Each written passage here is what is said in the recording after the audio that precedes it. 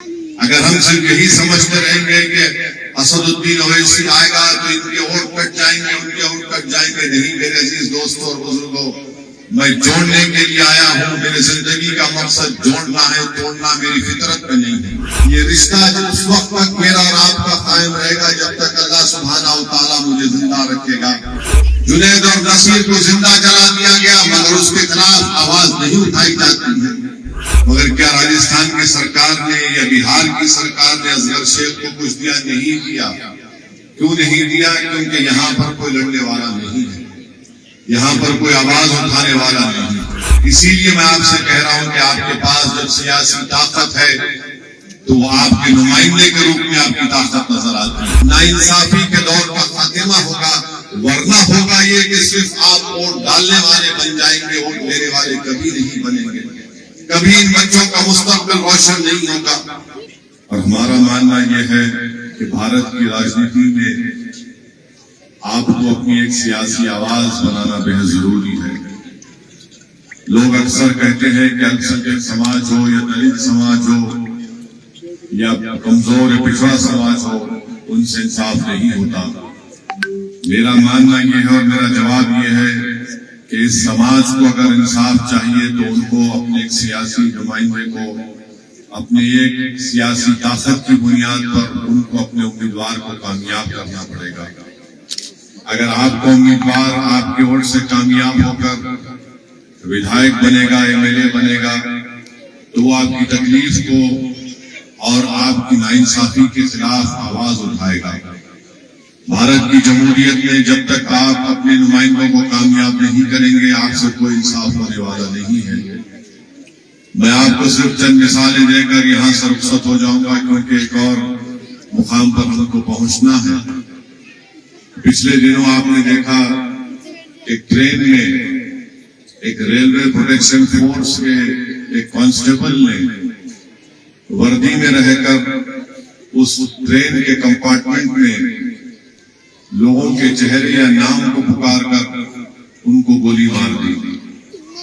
اس میں سے ایک مرنے والے کا نام اصغر شیخ تھا جس کا تعلق راجستھان سے تھا، وہ یہیں پر رہتا تھا، اس کا تعلق بہار سے تھا، وہ راجستھان میں اپنی فیملی اپنی بیوی کے ساتھ یہاں پر رہتا تھا۔ اس کو اس ریلوے پولیس کے کانسٹیبل نے اس کی ہتیا کر دی، اس کا نام پوچھ کر اس کو گولی مار دی۔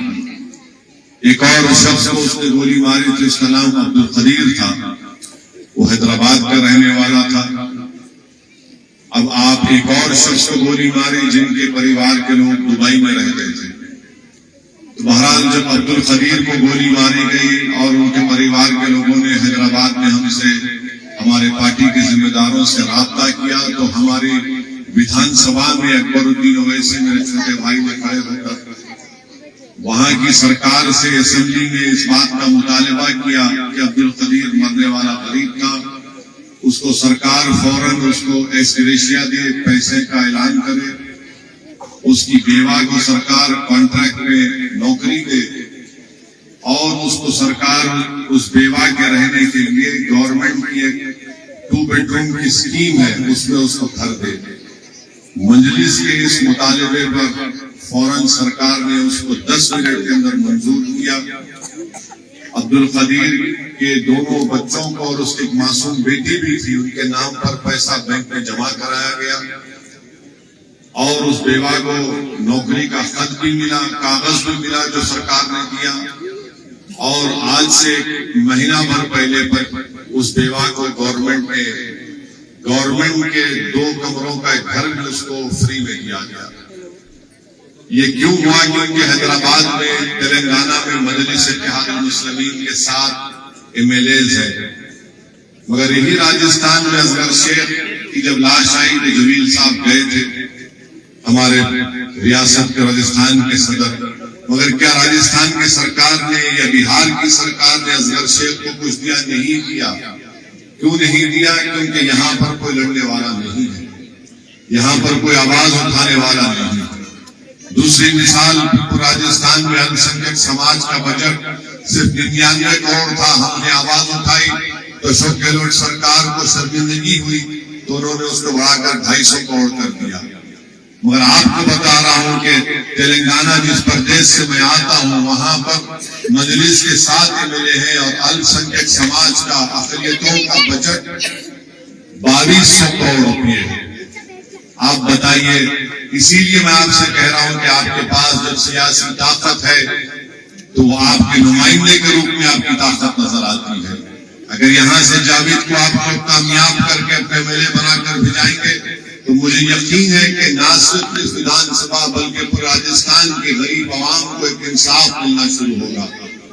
اگر ہم صرف یہی سمجھتے رہیں گے کہ اسد الدین اویسی آئے گا تو ان کے ووٹ کٹ جائیں گے ان کے ووٹ کٹ جائیں گے، نہیں میرے عزیز دوستوں اور بزرگوں، میں جوڑنے کے لیے آیا ہوں. میری زندگی کا مقصد جوڑنا ہے، توڑنا میری فطرت میں نہیں ہے. تو میں آپ سے یہی گزارش کر رہا ہوں کہ آپ جب 25 نومبر کے دن اپنا ووٹ ڈالنے جائیں گے تو آپ ان تمام باتوں کو اپنے سامنے رکھ کر اپنی ایک سیاسی آواز کو راجستھان کی وِدھان سبھا میں پہنچانے کے لیے اپنے اتحاد کے ذریعے، اپنے دعاؤں کے ذریعے، تاکہ اس ناانصافی کے دور کا خاتمہ ہو. میں ہمارے بزرگوں سے اپیل کر رہا ہوں کہ کل تک آپ کے پاس کوئی متبادل نہیں تھا، کوئی وکلپ نہیں تھا. آج آپ کے پاس ایک وکلپ ہے، آج آپ کے پاس ایک طاقت ہے، آج آپ کے پاس آپ کی پارٹی مجلس ہے. اگر آج آپ مجلس کے حق میں اپنے ووٹ کا استعمال کریں گے اور جاوید کو کامیاب کریں گے تو مجھے یقین ہے کہ صرف یہ آپ کی کامیابی نہیں ہوگی بلکہ معصوم بچوں کا مستقبل روشن ہوگا، ناانصافی کے دور کا خاتمہ ہوگا. ورنہ ہوگا یہ کہ صرف آپ ووٹ ڈالنے والے بن جائیں گے، ووٹ دینے والے کبھی نہیں بنیں گے، کبھی ان بچوں کا مستقبل روشن نہیں ہوگا. اسی لیے ہم آپ سے اپیل کرنے آئے ہیں کہ راجستھان میں آپ لوگوں کے پاس مشہور ہے کہ ہر 5 سال کے بعد آپ کہتے ہیں کہ روٹی بدلتی. ٹھیک ہے، روٹی بدلتی ہے تو یہاں پر بھی بدلاؤ لائیے، یہاں پر بھی آپ جاوید کو کامیاب کریے. اور ہم آپ سے وعدہ کر رہے ہیں کہ انشاءاللہ تعالی ہم پہلی مرتبہ آپ کے اس گاؤں میں آئے ہیں. انشاءاللہ یہ آخری مرتبہ نہیں ہوگا. یہ رشتہ اس وقت تک میرا اور آپ کا قائم رہے گا جب تک اللہ سبحانہ و تعالیٰ مجھے زندہ رکھے گا. میں آپ کی دعاؤں سے، آپ کی مدد سے، آپ کی سرپرستی کی وجہ سے ہم ہر جگہ جا کر ناانصافی کے خلاف آواز کو بلند کرتے ہیں. تو میری آپ تمام سے گزارش ہے کہ 25 نومبر کے دن آپ ایڈوکیٹ جاوید صاحب کو کامیاب کریے اور اپنے اس ناانصافی کے دور کا خاتمہ کریے. اپنی سیاسی آواز کو راجستھان کی وِدھان سبھا میں بھی جائیے.